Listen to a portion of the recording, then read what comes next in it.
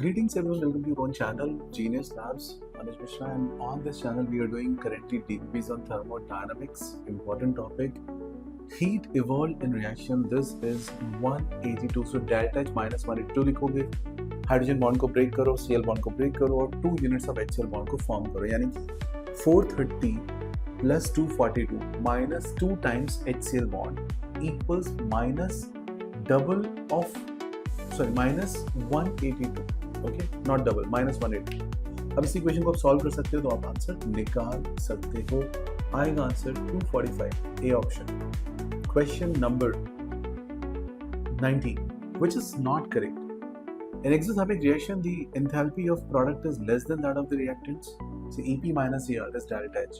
And exothermic है तो delta H negative, यानी EP minus ER is negative, तो EP is less than ER. Okay, इन्होंने बोला प्रोडक्ट की वैल्यू लेस है, तो ये बात तो ठीक है, मतलब गलत नहीं मार्क करूंगा. Delta H fusion is sublimation minus vaporisation. देखो फ्यूजन में क्या होता है, fusion is solid to liquid. अब solid to gas minus liquid to gas is solid to, that's also correct. C option.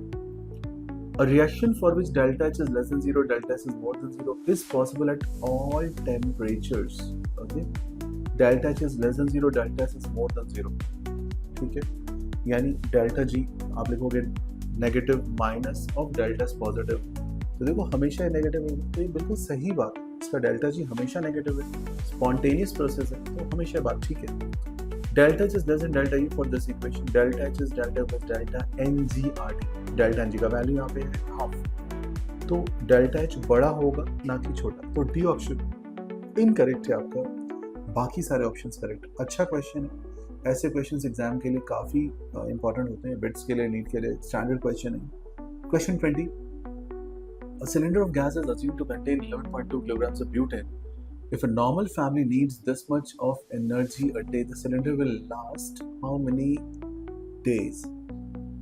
11.2 kilogram butane का combustion करोगे. Butane की equation होती है C4H10 plus oxygen gives 4CO2 plus 5H2O. Solve करोगे 8 plus 5 13/2 O2 आ जाएगा.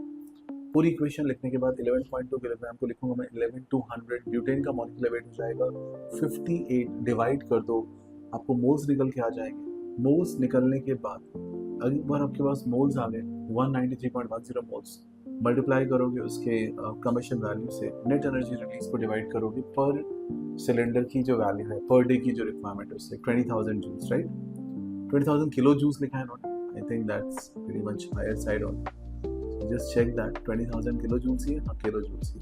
तो divide करोगे answer आएगा around 25.66. So you will say 26 days as your answer. Okay. Next question, question number 1. The enthalpy of formation of water from hydrogen and oxygen is given. The enthalpy of decomposition of water into hydrogen and oxygen is how much? Okay. So formation of water from hydrogen and oxygen is given. H2 plus half O2 gives H2O is minus 26. Decomposition of water into this reverse पूछा है आपसे, ठीक है. तो कैसे कर सकते हैं, रिवर्स कितना हो जाएगा. क्या मैं सीधे इसको बोल दूं प्लस 286? यस, आंसर हो जाएगा plus 286. I hope you understood all these questions. Thank you so much for watching this. Keep liking, subscribing and sharing.